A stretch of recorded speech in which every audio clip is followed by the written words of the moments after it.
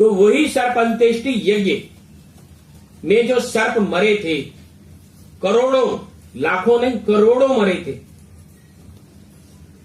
मात्र कुछ 10-20 रह गए थे, ये बताया जाता है। अंतिम मतलब उनका जाति, जिसको बोलते हैं सर्प की जाति ही समाप्ति की ओर थी। तब आस्तिक ने आकर के कहा कि नहीं, तुम प्रकृति के अंदर गड़बड़ कर रहे हो,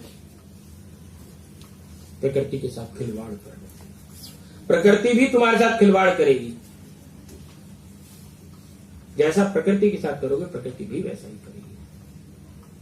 तो फिर वो आस्तिक के कहने पर राजा जन्मेजय ने सर्प अंत्येष्टि यज्ञ को वहीं समाप्त किया। और जब राजा जन्मेजय, फिर उन्होंने कहा कि भाई अब ये तो ठीक है, अब जैसे होता है ना अंदर में टीस होती है, टीस थी उसको कि भाई मेरे पिता को मारा, तो किसी जो आस्तिक था, अब देखो फिर नाम पकड़ना, आस्तिक और नास्तिक, जो ईश्वर में विश्वास रखता है, जो ईश्वर को जानता है, जो ब्रह्म को जानता है, जो ब्राह्मण है, यहां ब्राह्मण जाति से नहीं बोल रहा हूं, जो ब्रह्म को जानता है, जो ब्रह्म के ज्ञान को जानता है, वह जानता है कि ब्रह्म का स्वरूप क्या है, और ब्रह्म के स्वरूप को जानने से तत्व की जिज्ञासा हो, तत्व जागृत होगा, तत्व जागृत होने से इसके जितने भी वंश के होने वाले पितृ हैं वो तृप्त हो जाएंगे।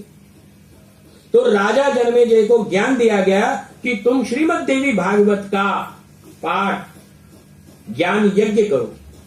अब देखना, फिर समझना, यज्ञ 2 रूप के होते हैं, एक बाह्य यज्ञ, एक आंतरिक यज्ञ। बाह्य यज्ञ जो भी हम बाह्य, स्वाहा, सामग्री स्वाहा, ये सब बाह्य यज्ञ। आंतरिक यज्ञ, बाह्य यज्ञ से जो अग्नि निकलती है वो वातावरण को शुद्ध करती है, परंतु जो आंतरिक यज्ञ है वो मांत्रिक से होता है, मंत्र से होता है, क्योंकि ये शरीर यंत्र है। फिर समझना, ये शरीर मंत्र है और शरीर यंत्र है, और इसमें जो मन है वो मंत्र है।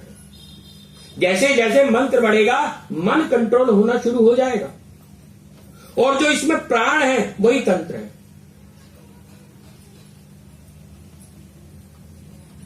प्राण ही तंत्र है।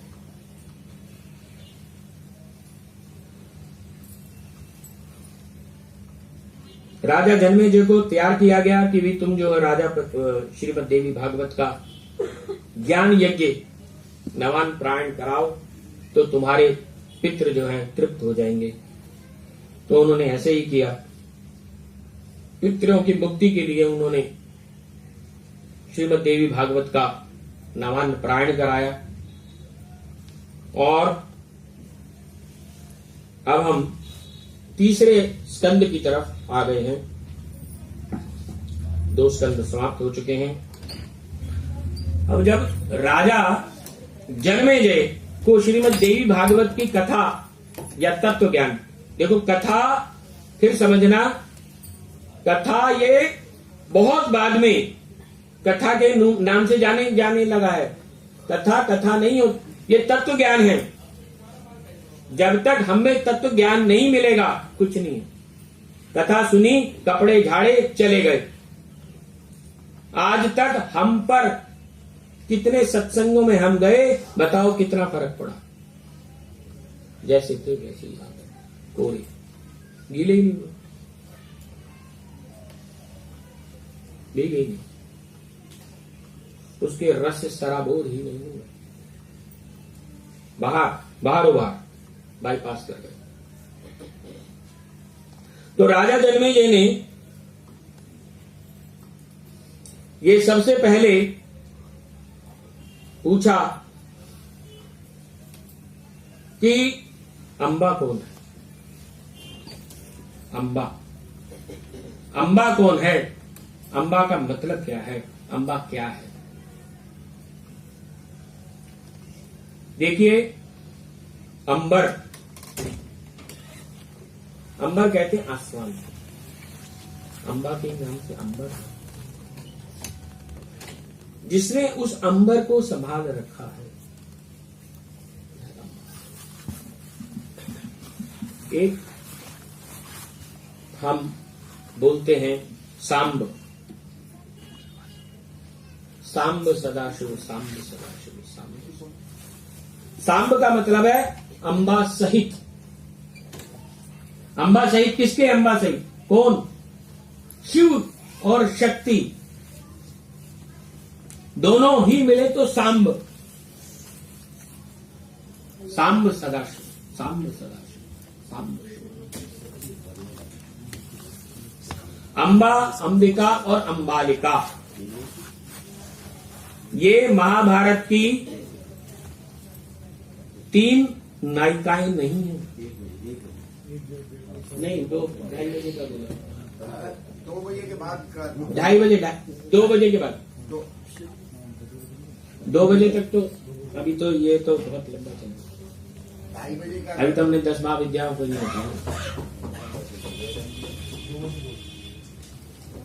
2 बजे करो। अंबा कौन है? अंबा का स्वरूप क्या है? अंबा जिसने अंबर को भी धारण कर रखा, जिसने अंबर को संभाल रखा, वह चैतन्यता, जिसने चेतना को धारण कर रखा, जिसने चेतना को, जो हमें चेतना हमें समझ में आती है, वह चैतन्यता। भाखड़ा नांगल डैम से जो बिजली मेरे घर पे आती है, समझना इसका। भाखड़ा नांगल डैम पर 44,000, 60,000, 80,000 जो भी एक एक्स